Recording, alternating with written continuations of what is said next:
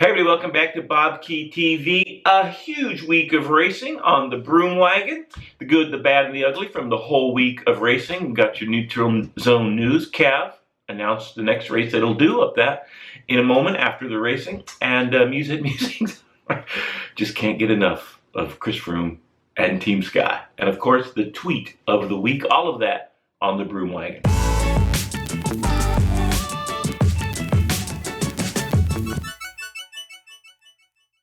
Okay, everybody, let's get right into the racing.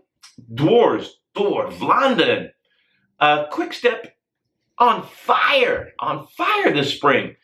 Did not win Gent-Wevelgem. That went to Peter Sagan, but went right back to their winning ways a couple of days later in the Dwarfs, and it was Yves Lampaert. And when they have so many cars to play in the finale, they're almost always in the action. And that's the advantage that Yves Lampaert had. He can wait for his teammates to get dragged back across and save his energy for the sprint. That's exactly what happened. A big group of quick-step riders following up. And if he starts to attack, his teammates can sit on the chase. And that's what we saw happen in the Tour of Flanders a few days later. We'll get to that in a moment. First up, the women, Ellen van Dijk. Big win for the Sunweb team. Great time trialist. Pretty tough finale in the women's edition, and she just put the hammer down in the closing 6-7 kilometers and came up with a nearly 1 minute advantage by the finish line. So a great win for the Sunweb team.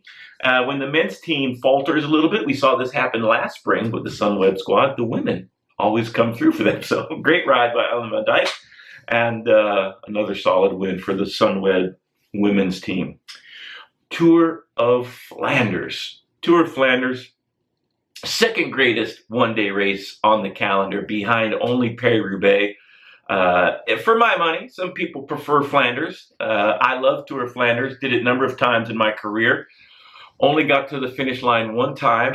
I had perhaps one of the best days of my career fitness-wise, but I did not have the luck. Found one of the few sections of the race where there was cobbles that were not on a climb, much like Paris-Roubaix, and flatted at the worst possible moment. Had to wait for the disintegrating peloton to all come through with maybe 2 or 3 climbs before the finish. And the team cars had not been allowed to start going around the groups that were dropped. So it took quite a long time to get a wheel change.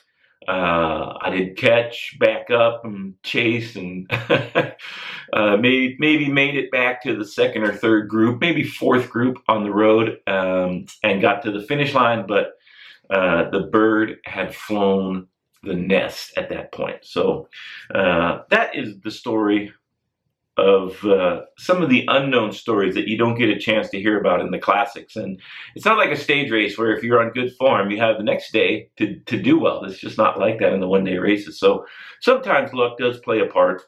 But when you have a team like Quick Step, as dominant as they have been throughout the spring, and they have so many cars to play, and I think this is the big difference. The UCI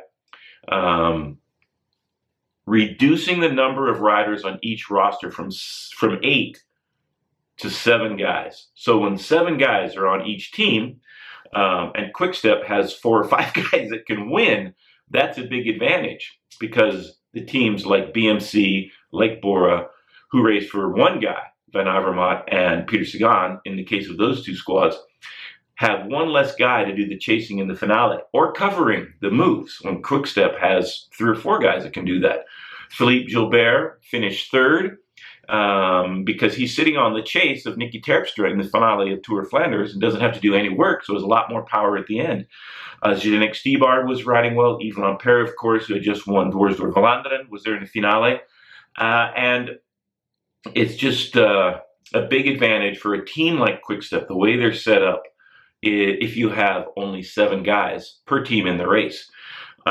There's just no way that domestiques can cover the power that those riders have throughout the day.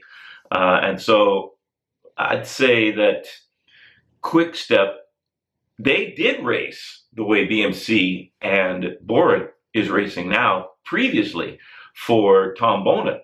And with Tom Boonen's retirement, it's given a lot of very strong racers a chance to race for themselves and Niki Terpstra comes up with a huge win. Drops Vincenzo Nibali, who, by the way, had a great Tour of Flanders. That was one of the question marks beforehand, and it didn't factor in the results necessarily, but Vincenzo Nibali was incredibly strong. And this is the guy that has won all of the Grand Tours. And so the idea that Nairo Quintana or Chris Froome would be racing in the finale of a race like Tour of Flanders is pretty amazing that he was able to do that. I've got to give credit to Matt Pedersen also from the Trek team in the finale, coming back to Niki Terpstra, trying his best and hanging on for second place. A brilliant ride for Matt, and for his effort, signing an extension through 2020 to race for the Trek team. So congratulations to the 22-year-old. Wow. And Mads Pedersen has demonstrated a real affinity for the Classics since he was a junior, so a big star for the Classics in the future. In the women's race, Anna van der Breggen, maybe the most dominant women's racer in the professional peloton currently. She has won every single big race there is to win, and this is the only one that she hadn't, the Tour of Flanders, and she now adds this to her resume of success and a stomping win. It just an amazingly dominant win in the finale for Anna van der Breggen, miles ahead of everybody. Credit to Annemiek van Vleuten. Big crash. We'll get that to the crashes in a minute for the ugly, but separated her shoulder.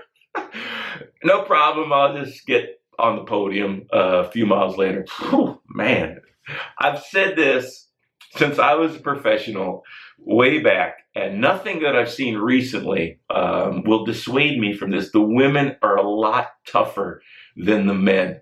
Any guy, myself included, crash hard, separated shoulder. All right, that's it. I'm getting in the team car. My day is over.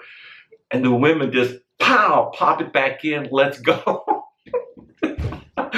Annemiek van Vleuten, you are a rock star. God. Oh my God.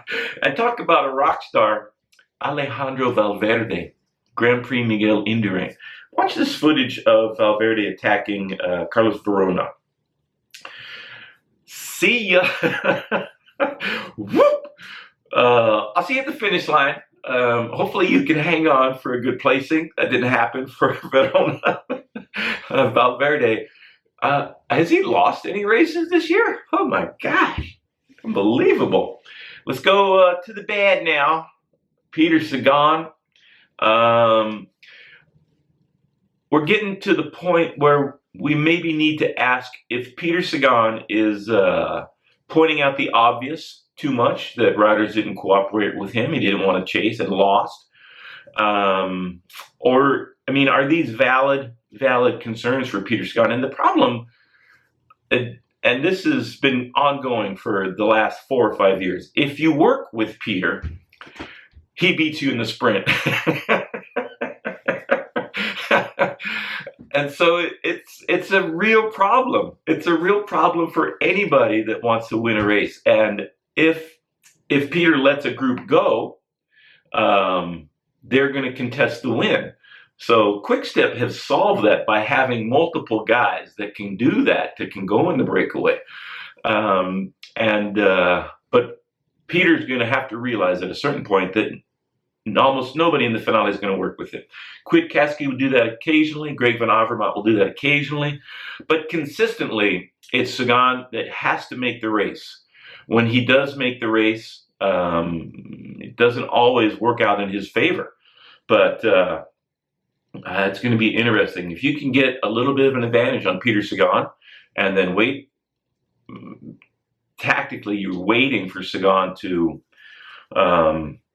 chase you down, and you have some teammates or a teammate on his wheel, then you just can't keep doing that in the finale. You just cannot keep chasing down each time the attack. And one thing I'd like to point out in the World Championships last year, Peter is so fired up, he just chased down every single attack and still had the power to win the sprint. So he's a phenomenal rider.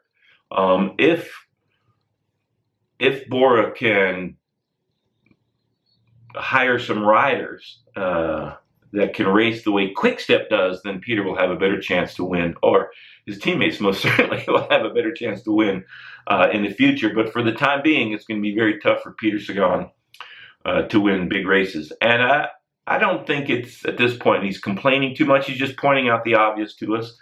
But it would be nice if some riders would take a chance. But like I said, if you do the same amount of work as Peter, he's going to beat you in the sprint 999 times out of 1,000. And that's just the way the cookie crumbles in professional cycling. Also, the bad Luke Rowe disqualified. If we take a look at the footage right here, this is coming into the Quaremont, second time, I believe, and ducking behind the crowd and actually moving up and then coming back in, and that is not kosher. The officials cannot allow that to happen. When they see that, they have to disqualify the rider, whoever it is, and that's what they did in Luke Rowe's case, and I think they made the right decision. The problem with this, it's totally random. This is going to be applied when they see it, and even if there's video afterwards, a day later, or even within hours of the finish, only when they see it. And they have a new official at the finish line watching all the feeds, and can radio to the chief commissar and tell who it is, what the infraction is, when it happened, and they can pull them out of the race at the moment. In Luke Rowe's case, he was too far back, and he definitely trying to move up, and definitely didn't want to brake.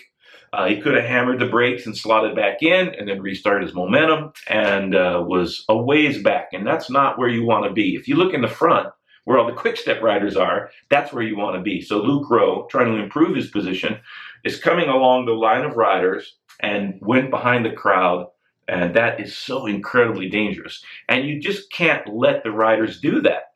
And when you see it as an official, you have to disqualify them. So if you allow it to happen, then it becomes a real problem, and that's what the UCI is trying to crack down on. Sky saying it's the spectators' fault, but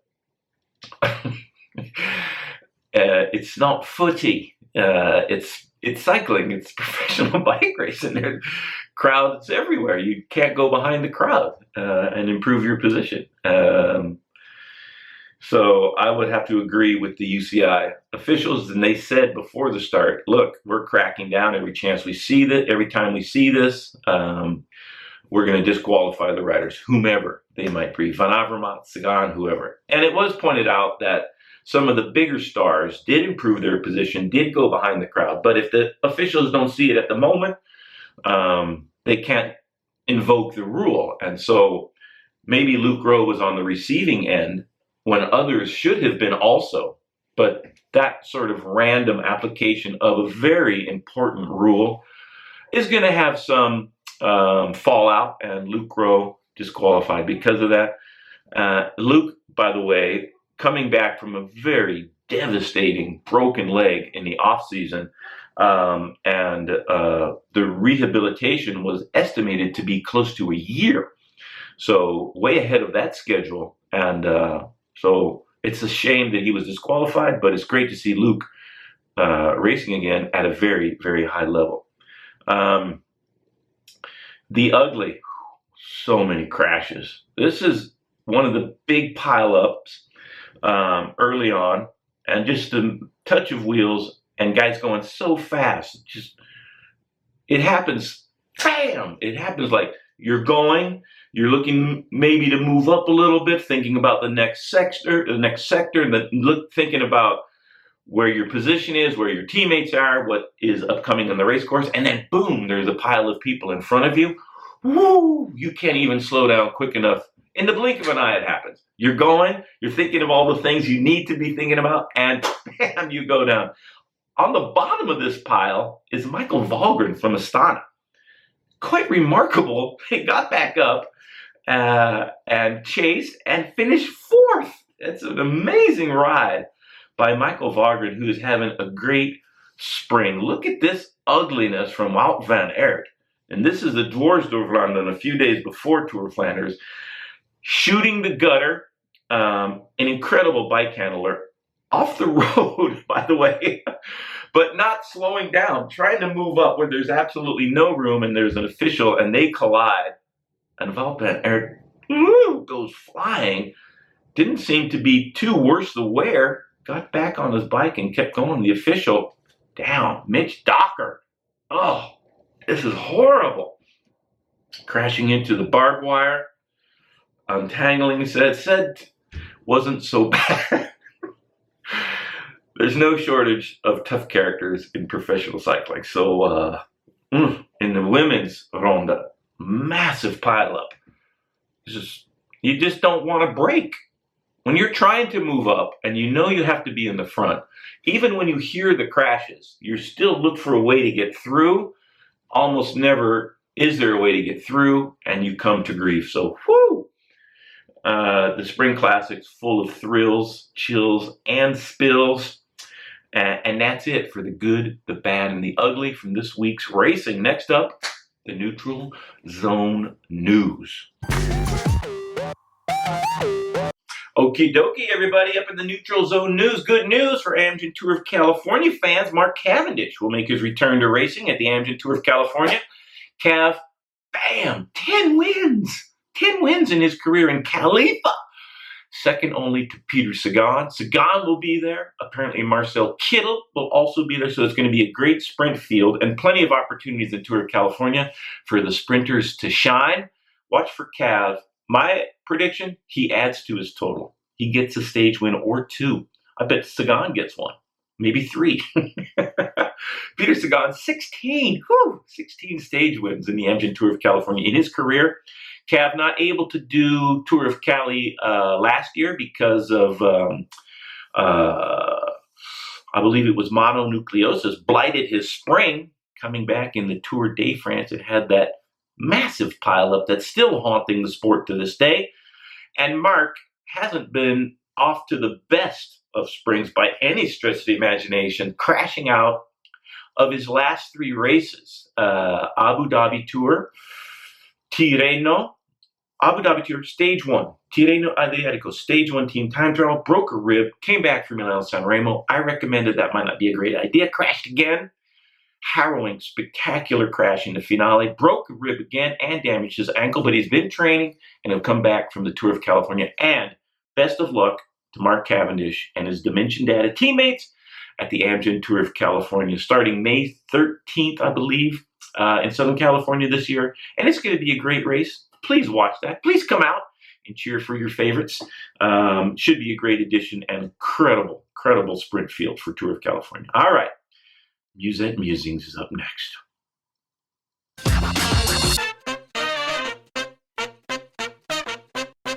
Okay, everybody, Chris Froome. Can't stay away from Chris Froome in the Musette Musings. And I have a question for everybody, and I'm going to show you his tweet that he made when a report came out from Le Monde, a French publication, that the UCI had rejected Chris Froome's explanations for his salbutamol, double the amount, and actually it's double plus the amount. I'll get to that in a second. But here is what Chris Froome had to say after the Le Monde publication said that UCI is going to send to the disciplinary committee Chris Froome's results from stage 18 of the Volta for salbutamol. Fake news making the rounds again this evening. What journalists and publications won't do for a couple of clicks. Oh, man, it's really discouraging. The sport of cycling, the journalists that cover the sport, myself included, did not make this up. This is not fake news. A very, very unfortunate and discouraging choice of words by Chris Froome. He's taken this tweet down, by the way, that makes it, in my mind, even worse. If that's what you believe, just say it. But to think that the journalists that are covering the sport of professional cycling don't want the riders to be held to a high standard of ethics in the anti-doping movement, is very discouraging. And my question is for everybody, is this Chris Froome's true colors? Is this what he truly believes and has believed, apparently, for some time? This is what he thinks about the journalists covering the sport of professional cycling. Very discouraging. I would not have thought that Chris Froome's believed this. He's been patient, magnanimous, with the journalists covering the sport, with the fans, with the race organizers. He has not, in my knowledge, and being a very close observer, my job depending on it basically,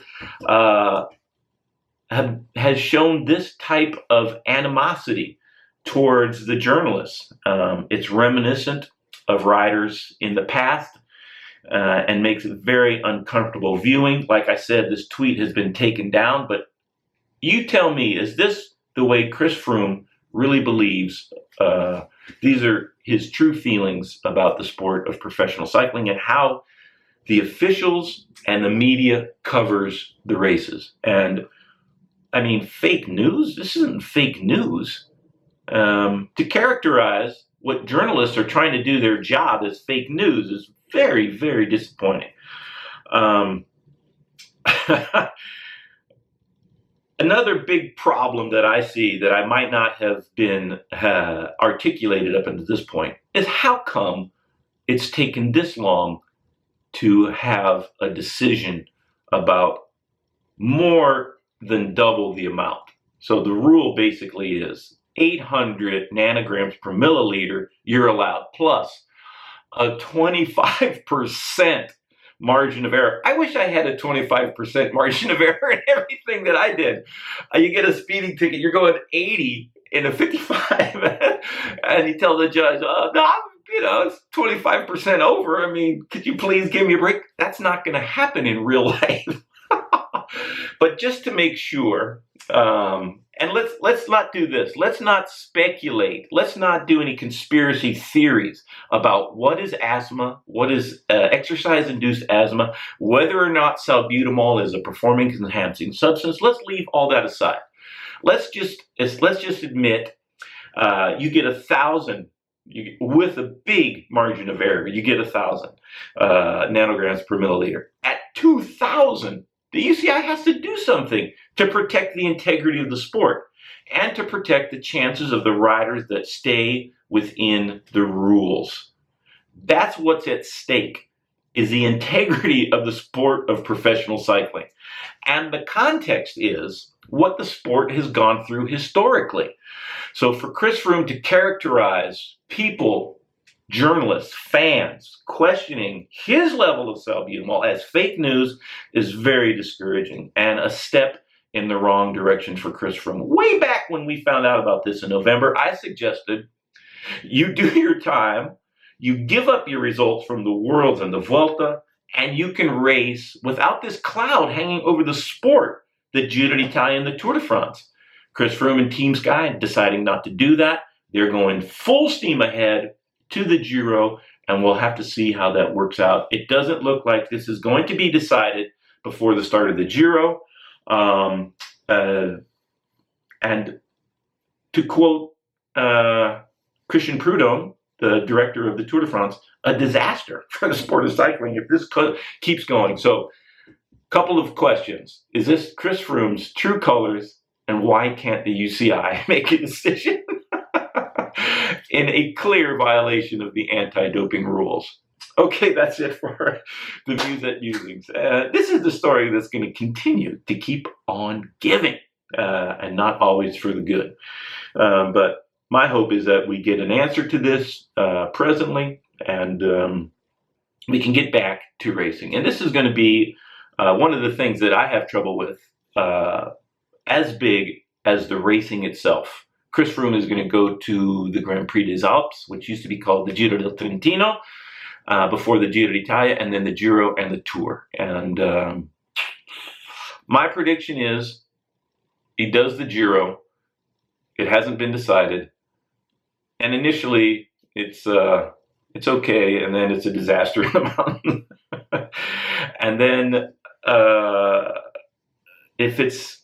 I'll tell you this, if it's decided before the Tour, it will be a miracle. But let's hope for miracles in this point. Okay, next up, the tweet of the week. Tweet of the week coming to us from Italy. A very enjoyable little video. Cold, rainy, nasty race as it has been throughout the spring in Europe. Let's just watch this video. A sports director from an Italian amateur team trying to get the best out of his racers.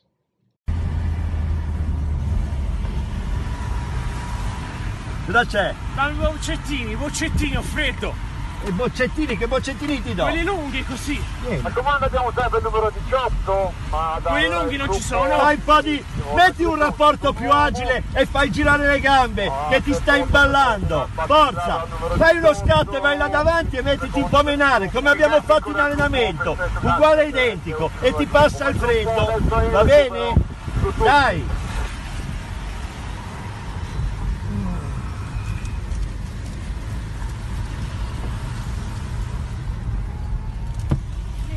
Lo so che c'hai freddo, io non ci posso fare niente, vuoi venire un po' in macchina? No, dai! Qualcosa di caldo c'è? A voglia, fermiamo al bar d'acciaio e facciamo un tè. Vai in testa e mettiti a menare, non stare a ruota! Lo so Matteo che c'è freddo, grinta ci vuole, grinta! È uno sport di merda!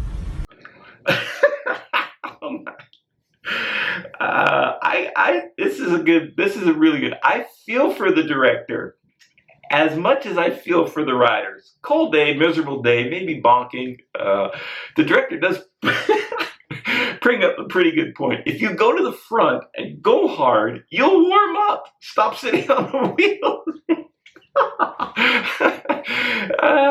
Man, bike racing does not get any easier no matter what the generation is. And that's one of the allures of professional cycling. It's basically the same for the riders today as it was in my era, and as it was from the beginning of the sport. It's miserable, there's no timeouts, there's no substitutions, rain, snow, sleet, hail, no, you don't have any jump.